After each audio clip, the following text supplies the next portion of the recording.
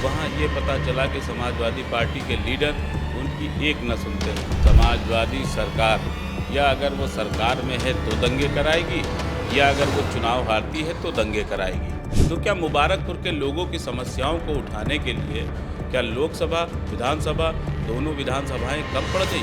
Samajwadi party के जो leader हैं उनको भी ये बताने का प्रयास था कि देखिए, अल्पसंख्यक समाज, मुसलमान समाज आपसे दूर इसलिए जा रहा है क्योंकि आप उसके किसी काम में खड़े ही नहीं हो रहे हैं। 4 PM न्यूज नेटवर्क में आप सभी का स्वागत है। मैं हूं क्षितिज कांत। आप देख रहे थे आजमगढ़ में एक बड़ा प्रोग्राम होता है सुहेल देव भारतीय समाज पार्टी का, और उसमें तमाम सारी ऐसी बातें होती हैं जिसको लेकर के प्रदेश में पूरे हलचल रहती है। लेकिन उसी बीच में एक बात यह भी होती है जो वीडियो वायरल है, जिसमें कहा जाता है कि अखिलेश यादव यहां पर सिर पर बैठे हुए हैं।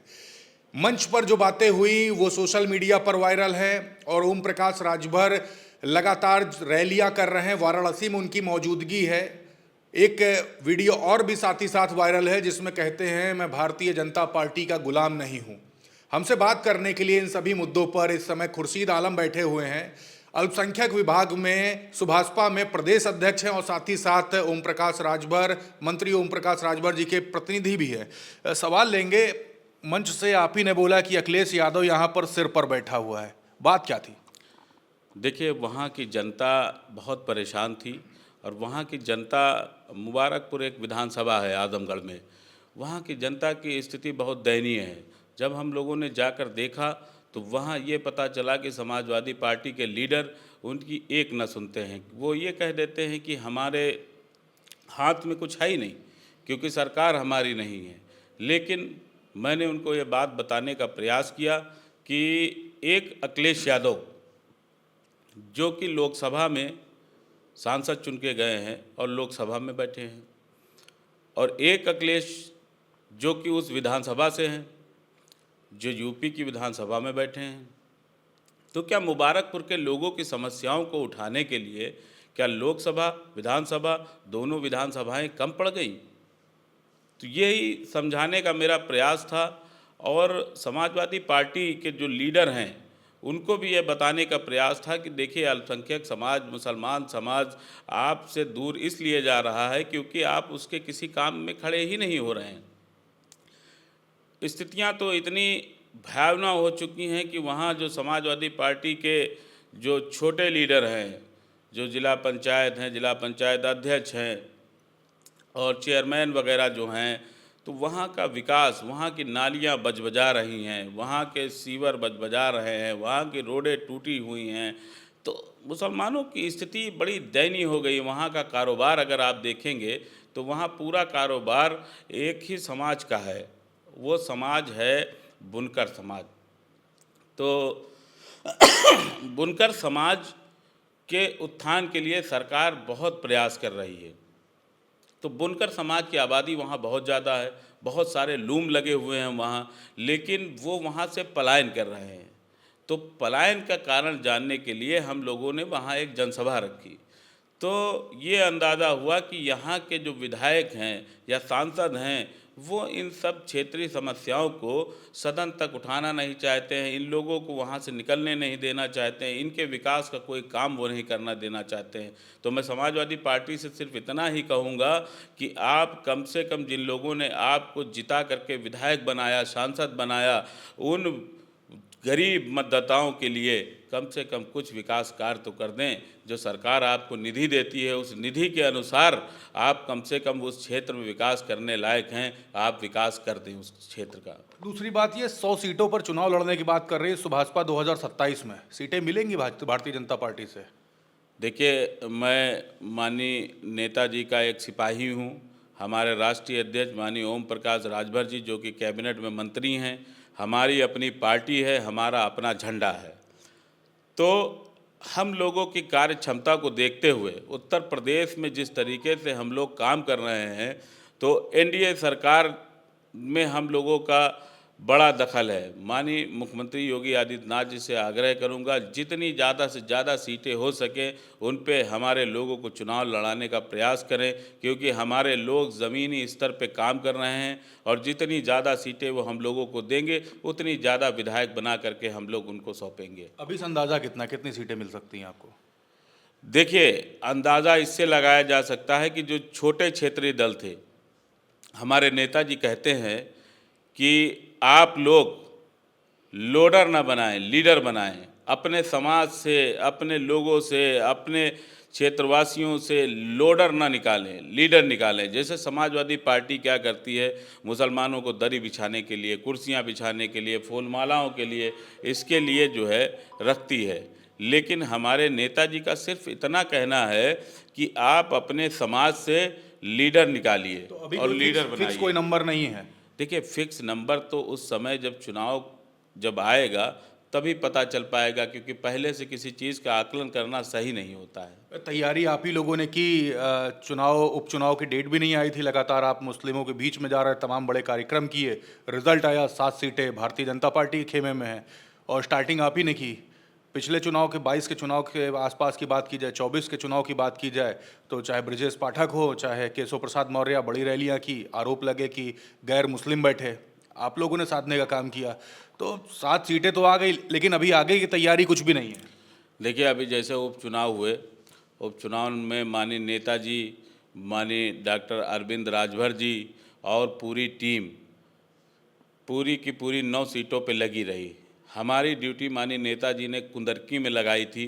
कुंदरकी विधानसभा जहां मुस्लिम आबादी बहुत ज़्यादा है, तो माननीय नेताजी ने ये विश्वास के साथ मेरी ड्यूटी कुंदरकी में लगाई और मैं कुंदरकी गया और वहां से जो है हम लोगों ने बीजेपी के कैंडिडेट को जिता करके और सदन तक पहुंचाने का काम किया, क्योंकि वहाँ जो मुस्लिम आबादी है वो 60% के प्लस है।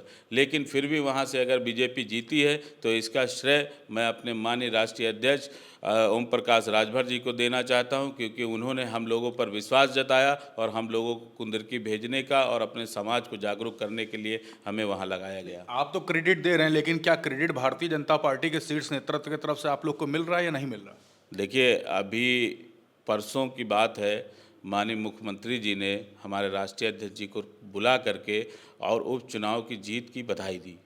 तो इससे हमारी पार्टी में नई ऊर्जा, एकदम पूरे तरीके से हम लोग प्रफुल्लित हैं कि माननीय योगी आदित्यनाथ जी ने बुला करके और हमारे राष्ट्रीय अध्यक्ष जी को सम्मान दिया। इससे बड़ा सम्मान हम लोगों के लिए कुछ नहीं हो सकता, क्योंकि उत्तर प्रदेश की 9 सीटों पे भारतीय समाज पार्टी लगातार मेहनत कर रही थी। इसी कारण 7 सीटें हम लोग जीतने में कामयाब रहे।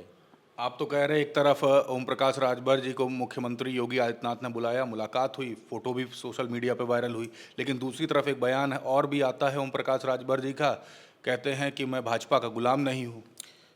देखिए, माननीय राष्ट्रीय अध्यक्ष जी किसी से डरने और दबने का काम नहीं करते हैं। उनकी आज 22 साल की राजनीति में उन्होंने एक बार इस्तीफ़ा भी दे दिया मंत्री पद से। देखिए, विधायक बनने के बाद भी लोग जो है डरते हैं इस्तीफे से, प्रधान बनने के बाद लोग डरते हैं कि कहीं ऐसा ना हो मेरी सीट चली जाए। लेकिन हमारे नेता माननीय राष्ट्रीय अध्यक्ष ओम प्रकाश राजभर जी ने अपने समाज के लिए, इस शोषित वंचित समाज के लिए उन्होंने तुरंत अपना इस्तीफ़ा दे दिया सरकार से। तो आप एक सोचिए, एक मंत्री पद पे बैठा हुआ शख्स अगर वो इस्तीफ़ा दे सकता है तो वो किसी से क्यों डरेगा। और आज मैं आपको बताना चाहता हूँ कि आज आपने देखा होगा कि स्कूलों की ड्रेस बदल गई है, स्कूलों की, सरकारी स्कूलों की ड्रेस बदल गई है। उसका कारण आप ये जान लीजिए कि माननीय राष्ट्रीय अध्यक्ष ओम प्रकाश राजभर जी हैं, उनके मन में कहीं ना कहीं ये चल रहा था कि जो ये बच्चे स्कूल जाते हैं ये होमगार्ड की वर्दी पहन के जाते हैं, बाकी प्राइवेट स्कूल में जो बच्चे जाते हैं वो अच्छे अच्छे ड्रेस पहन के जाते हैं। तो उनके मन में कहीं ना कहीं ये चीज़ें चल रही थी, उन्होंने इसको बदलने का काम किया। और देखिए, आज हमारे सरकारी स्कूल हों या मदरसे हों, मदरसों में देखिए कितना आधुनिकीकरण हो गया है। वहाँ आप जब जाएंगे तो क्लासों में बच्चे आपको जो है मैं ड्रेस के दिखाई देंगे। पहले क्या होता था, कहीं फटा पैजामा, कहीं क्या, कैसे कैसे वो बस पहुँच जाते थे पढ़ने के लिए। लेकिन आज स्थिति एकदम विपरीत हो गई है। आप जा कर के देखिए मदरसों में बच्चे साफ़ सुथरे ड्रेस के अंदर बैठ के पढ़ाई कर रहे हैं। ये बहुत बड़ी चीज़ है और मैं इसको मानता हूँ कि माननीय राष्ट्रीय अध्यक्ष जी ने अभी एक स्कीम अपनी एक योजना लागू की थी गरीब परिवारों को लेकर के, जीरो पावर्टी स्कीम की योजना। और उस जीरो पावर्टी स्कीम के अंतर्गत एक ग्राम सभा से 25 लोगों को चिन्हित करके उनको सरकारी सारे लाभ दिए जाएंगे, चाहे वो आवास हो, चाहे वो शौचालय हो, चाहे वो मनरेगा हो, चाहे स्वास्थ्य बीमा हो। तो इस तरीके से उनको सारे लाभ, सब के सारे लाभ उनको जो है प्राप्त हों। ये उनके दिल में एक दर्द था, उन्होंने इसको जो है सरकार में इम्प्लीमेंट करा करके उन्होंने इसको लागू किया और दिसंबर तक इसका काम पूरा हो जाएगा। उसके बाद देखिएगा कि गाँवों की स्थिति कैसे बदलती है। और माननीय राष्ट्रीय अध्यक्ष जी का मैं तहे दिल से शुक्रिया अदा करता हूं, क्योंकि उन्होंने गरीब, शोषित, वंचित समाज के लिए सोचा और उन्होंने ये इस स्कीम को जब उन्होंने लागू किया तो मुझे लगा कि कहीं ना कहीं माननीय राष्ट्रीय अध्यक्ष जी के दिल में ये दर्द था कि कैसे गरीब वंचित परिवारों को कैसे उनका हक दिलाया जाए। तो इसीलिए एक गांव से 25 परिवारों को उन्होंने चिन्हित करने का आदेश दिया। एक बात और कर लें, आप मुस्लिम समाज में लगातार रहे, पहले भी लगातार बड़े कार्यक्रम किए जब सुभाषपा में नहीं थे। संभल में एक बड़ी घटना हुई, उसको लेकर राजनीति काफ़ी हो रही, काफ़ी सारी बातें हो रही हैं। लेकिन उस बीच में एक चीज़ और भी आती है कि जो जिनके घर से लड़के मरे हैं, जिनकी मृत्यु हुई है, वो आरोप लगाते हैं पुलिस प्रशासन पर और पुलिस प्रशासन कहती है गोली चलाया नहीं। आप लोग तो सरकार में बैठे, गोली चलाने वाले कौन थे? इस पर जांच भी हो रही लगातार, चलाने वाले कौन थे? कुछ तो बातें आई होंगी अभी। देखिए, मैं आपको बताना चाहता हूं कि समाजवादी सरकार, या अगर वो सरकार में है तो दंगे कराएगी, या अगर वो चुनाव हारती है तो दंगे कराएगी। मैं तो यहाँ तक कहना चाहता हूँ, चाहे अल्लाह ताला उनको जन्नत नसीब फरमाए, शफीकुर रहमान बर्क साहब, क्या उन्होंने संभल को छोड़ा? आज उनके भतीजे जो सांसद हैं, जैसे ही कुंदरकी उनकी जो सीट थी, जैसे ही वो हारे, उसके बाद उन्होंने दंगे कराने शुरू कर दिए। तो ये गरीब मुसलमान, एक मध्यम वर्गीय परिवार का मुसलमान रोड पे निकल के वो ईंटें पत्थर नहीं चलाएगा, शासन प्रशासन से वो लड़ने की वो हिम्मत नहीं जुटा पाएगा। ये जो थे, ये समाजवादी पार्टी के गुंडे थे, उपद्रवी थे, जिन्होंने पत्थर फेंके। और मैं फिर कहना चाहता हूं कि समाजवादी पार्टी को इस तरीके से मुसलमानों को बर्बाद करने के लिए अपने गुंडों को भेजने की ज़रूरत नहीं है। और अगर वो हमारे समाज का उत्थान चाहते हैं तो इस तरीके के दंगे वो ना कराएं।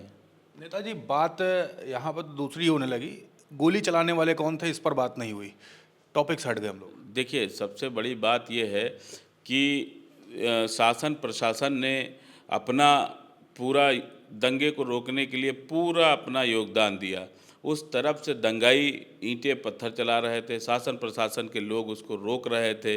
अब कहाँ से गोलियां चली हैं, ये जांच का विषय है और इस पे जांच चल रही है। माननीय सुप्रीम कोर्ट ने इसका संज्ञान भी लिया है। सरकार इस पे बहुत सख्त है। जिन लोगों ने ऐसा काम किया है तो माननीय मुख्यमंत्री योगी आदित्यनाथ जी उनको बख्शने वाले नहीं हैं और कतई दंगे उत्तर प्रदेश के अंदर बर्दाश्त नहीं किए जाएंगे, चाहे वो किसी भी समाज से आते हों, चाहे वो किसी भी धर्म से आते हों, क्योंकि दंगाइयों का कोई धर्म और कोई समाज नहीं होता है। तो मैं कहना चाहता हूं कि किसी तरीके से शासन और प्रशासन पूरी तरीके से संभल को और उसको सुरक्षित करके और माननीय योगी आदित्यनाथ जी के आदेशों पे वो पूरा पालन करेंगे। बिल्कुल, धन्यवाद आपका। तो आप देख रहे थे जिस तरीके से बातें सोशल मीडिया पर थी कि ओम प्रकाश राजभर लगभग 100 सीटों पर आने वाले समय में जो 2027 का चुनाव है उसमें चुनाव लड़ सकते हैं। तो उसमें बातें यही कही गई हैं कि जिस तरीके से सूबे के मुख्यमंत्री योगी आदित्यनाथ या शीर्ष नेतृत्व तय करेगा उसी तर्ज पर चुनाव लड़ा जाएगा। दूसरी बात ये, संभल में जो घटनाएं घटित हुई, लगातार सवाल उठ रहे हैं पुलिस प्रशासन पर, अभी तक के जांच की ही बात कही जा रही है। और दूसरी बात, आजमगढ़ में जाकर के एक बड़ा कार्यक्रम किया, उसके बाद आप देख रहे हैं सुभाषपा के राष्ट्रीय अध्यक्ष ओम प्रकाश राजभर तमाम सारी बातें कह रहे हैं। कहीं ना कहीं मजबूती बताई जा रही है कि भारतीय जनता पार्टी जो एनडीए सरकार है उसकी मजबूती हुई। और दूसरी तरफ जो 7 सीटें जो जीती हैं उस पर भी हमारी चर्चा हुई कैसी लगी पूरी रिपोर्ट आपको कमेंट बॉक्स में लिखते रहिएगा और जुड़े रहिएगा 4PM न्यूज़ नेटवर्क के साथ। ग्राउंड रिपोर्ट के लिए ऐसे ही जमीन से जुड़े हुए नेताओं के पास आपको लेकर चलूंगा। मैं हूं क्षितिज कांत, कैमरा पर्सन शुभम के साथ 4PM न्यूज़ नेटवर्क के लिए। धन्यवाद।